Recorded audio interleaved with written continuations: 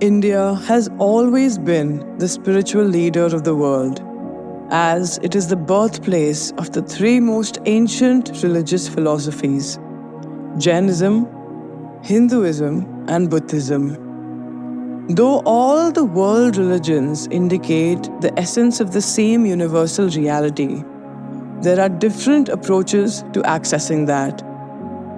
And that too, to a certain extent only, as truth is a matter of realization, mostly and irrespective of how many scriptures are penned down to make humankind understand the path towards reality. They are only helpful if one dives into the essence of their subject matter.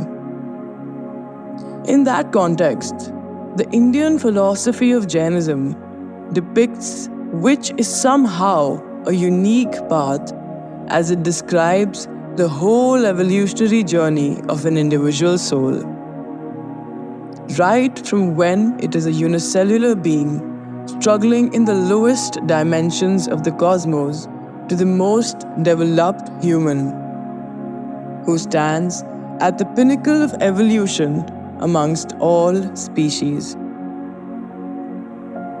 One needs to be corrected if one thinks that evolution ends with becoming human, as Jain philosophy depicts that only humans are equipped with the natural ability to understand the ultimate purpose of everything there is.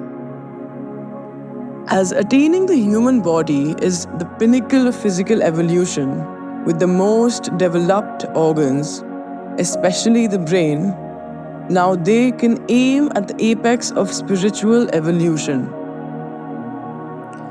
Spiritual evolution here indicates stepping out of the beginningless cycle of cause and effect and attaining the purest state of the soul with absolutely no karmic baggage. And when there is no baggage at all, the soul is free in the real sense.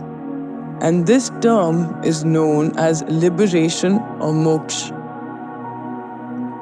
Breaking down all that exists takes us to mainly two substances: matter that belongs to the physical world, and the soul, the abstract entity behind the activities of the prior.